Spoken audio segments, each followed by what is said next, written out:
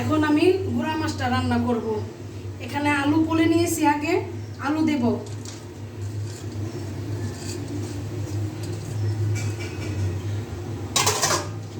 পেঁয়াজ দেব,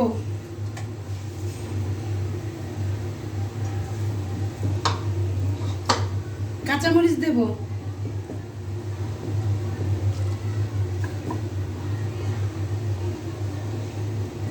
এখন পরিমাণ মতন আদা বাটা দেব, আদা বাটা,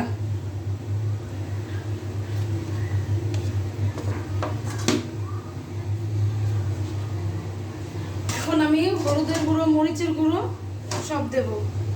এখন দেব হলুদের গুঁড়ো, তারপরে দেব মরিচের গুঁড়ো, তারপরে দেব ধনিয়ার গুঁড়ো, তারপরে স্বাদ মতো লবণ দেব,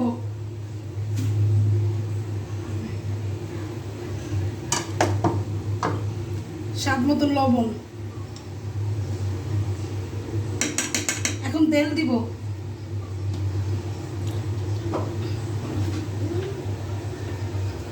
এই তেল দিলাম, তেল,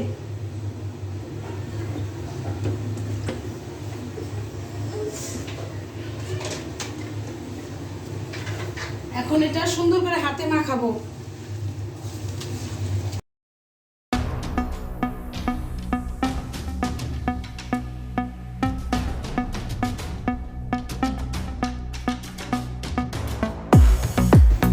এখন মাছগুলি দিয়ে দিব,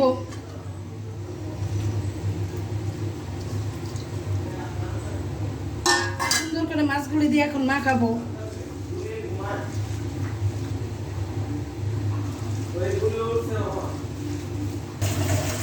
এখন আমার মাছটা মাখানো হয়ে গেছে, আমি এখন পরিমাণ মতন পানি দেব। এখন এই যে আমি পরিমাণ মতন পানি দেব,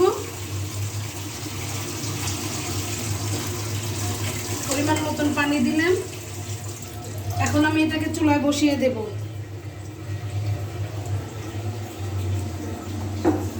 চুলায় বসিয়ে দিলাম।